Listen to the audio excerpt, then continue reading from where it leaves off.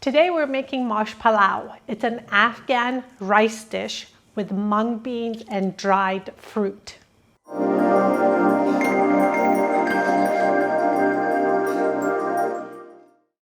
This Maash Palau recipe is vegetarian. Afghans make them in a variety of different ways with beef or with lamb, but I have chosen the vegetarian dish because that's what I learned from my aunt Mayen recently. The ingredients are long grain, unprocessed basmati rice, 2 cups, 1 1/4 cup of green mung beans. You can use brown if you want as well. 2 large red onions diced, 1 cup of diced tomatoes, half a cup of olive oil plus 2 tablespoons, a mixture of Afghan spices that's called Char masala. It includes 1 tablespoon of black cumin, 1 tablespoon of coriander, 1 tablespoon of black cardamom, and half a teaspoon of black pepper.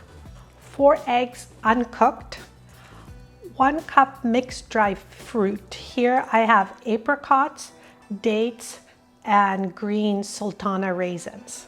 2 tablespoons of salt plus an additional 2 teaspoons separated. It's highly recommended that you soak the mung beans because it'll shorten the cooking time. I've washed this and soaked it for around 2 hours, and also with the rice. First, when you get the rice, make sure that you rinse it until the water runs clear. That removes all the starch. And then by soaking it, you allow the rice grains to grow a little bit, and also it helps in the cooking process. But if you don't have time to soak, it's fine. You can just jump right into cooking your dish with the dry ingredients. It'll just take a little bit longer to get ready. First, drain the mung beans because we want to get them started on cooking. I prefer using a heavy pot with a lid because we're going to be cooking quite a few different things in here. So go ahead and add the mung beans and the 2 tablespoons of salt because you really want the salt to get in there and be absorbed by the mung beans. And depending on whether you soaked it or not, it will take somewhere between 12 to 15 minutes to be half cooked. You do not want the mung beans to be fully cooked because when we cook it for the next step, it'll turn into mush. The mung beans are still cooking. I'm going to now start cooking the onions. So this is half a cup of olive oil. I have diced the onions so they will cook quickly and also easily dissolve into the browning sauce that it'll eventually become. Browning the onions will take around 15 minutes or so depending on your pot, and what you should do is just check on it every couple of minutes. I'm going to cook this on medium heat and once in a while just move it around. You don't want to cook it too quickly and burn it because that way not only is it going to be unhealthy, but it's not going to have very good flavor. It's been around 11 minutes and the mung beans are almost ready, and they cooked very quickly this time because I soaked them. But if you don't soak it, it'll take around 15 minutes or so. I'm going to drain the rice into a colander. The rice will go into the same pot as the mung beans. This is actually a very unusual cooking method that I learned from my aunt. Most of the other recipes require that you cook the mung beans separate from the rice, but I really like the simplicity of this, that they can all just go together and cook. Now this rice has been soaking, and just like the mung beans, we're not going to fully cook it because we're going to be cooking the rice a little bit more later on the stove. So this will just be boiling for 2 to 3 minutes and then we're done. We're going to stop cooking it. I'm going to turn up the heat a little bit bring the water to the boil, and this pot you have to watch very closely because you do not want to overcook the rice. So before you drain the water from the mung beans and rice, we save around 1.5 cups. Actually, I want the mung beans and the rice to settle to the bottom, and then I'm going to grab around 1.5 cups of this broth, which I'm going to be using for the browning sauce. And then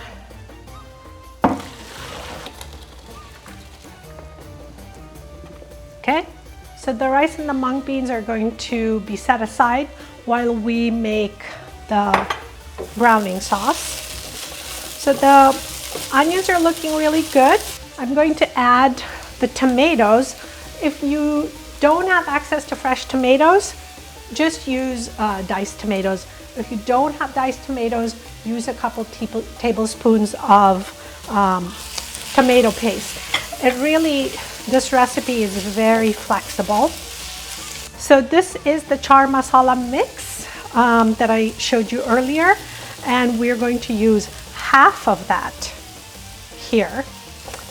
This is actually one of the few rice dishes in Afghanistan that is cooked without meat. There are people that do use beef or lamb because they love meat, but my family has gone mostly vegetarian, so I have been adapting a lot of Afghan recipes to a vegetarian family. However, this one did not need to be adjusted. You get actually a high amount of protein and fiber from mung beans, and this you can basically purchase at any grocery store. The other thing that is a little bit different with this dish is the 4 spices, and I mentioned using black cardamom. This is what black cardamom looks like. It's quite large. It's a little hard to grind. I actually buy it whole and I grind it in a coffee maker. If you are not able to find black cardamom, which is probably the best place to find it is an ethnic market, then go ahead and use green cardamom. It's not a problem at all. So our onions are ready. It's been around 15 minutes I've been cooking them first with oil, and then I added the char masala, half of the char masala and the tomatoes.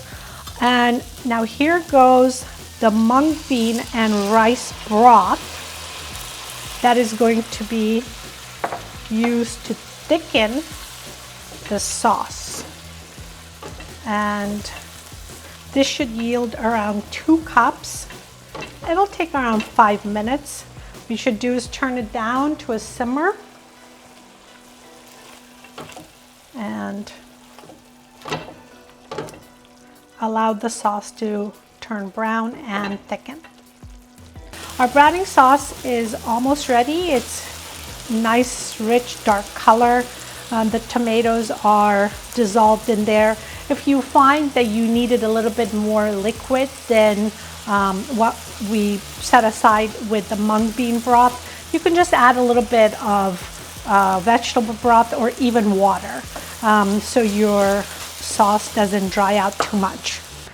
Now we're going to assemble the Pulao pot by first adding the rice and mung beans into the heavy casserole. Make sure that this pot has a lid. What I'm going to do is pretty much put in 3/4 of this mixture in the pot, and I'm going to leave the rest of it, which I'll mix in later to give the rice dish some variation in color. This is our browning sauce, and I'm going to start up by using maybe 3/4 of this. This is also the other half of the char masala, which I set aside earlier. You should add that to the pot, along with the 2 teaspoons of salt, which is dried out a little bit, and the 2 tablespoons of olive oil. And just mix this And I'm gonna eyeball it to make sure. Yeah, it's gonna need all the sauce. It's good to start out with less if you're not exactly sure how much you'll need, and then keep adding more. Rice. And the rest of the browning sauce. So this is pretty mixed. You'll see there's some variation in color. And now I'm going to make a little crater inside to set the eggs in. And I have to say, I'm super excited about these eggs. This is really the only Maash Palau recipe I have run into online that incorporates the eggs, and I find them to be so flavorful and delicious with the rice and along with the mung beans. It looks like a little nest. Yeah. So beautiful. It's really beautiful. And I'm going to take the dry beans and sort of sprinkle them on the one edge because I don't want them to be completely mixed with the rice. Because when we are serving it, we're going to sprinkle these dried fruit on top. If you don't have apricots and dates and the raisins, that's fine. Use all apricots or use all dates. So this is what the rice pot is going to look like. I'm going to cover this pot with a lid, and I've wrapped some fabric around the lid because that's going to absorb the moisture that's going to rise out of the rice. If you are going to use this, especially on a gas stove, make sure you tie it. There are no pieces dangling. You don't want to set your palau or your house on fire. I've put the stove on simmer, and this will cook for around 35 to 40 minutes. And you'll know it's ready when you can smell the spices coming out of the pot when you lift it. And there we go. We're going to leave this here for the next little while. Poetry is a widely practiced art form with Afghans from all walks of life. Regardless of ethnicity, socioeconomic background, gender, or piety, Afghans pride themselves on appreciating literary poems and reciting it from memory. In school, students compete in poetry competitions called shirjangi. It means poetry battle. One person composes a verse of a poem, and the competitor has to make a new verse that starts with the last letter of the last verse. The losing person basically gets stumped, and they are not able to come up with a verse that makes sense or accepted by judges. Afghanistan's most famous poet is Rumi. He's widely read, published, and translated all over the world. And Afghanistan's most revered female poet is Rabia Balkhi. She was from a royal family born in the 10th century in the province of Balkh. And she's said to be the first female poet in that part of the world.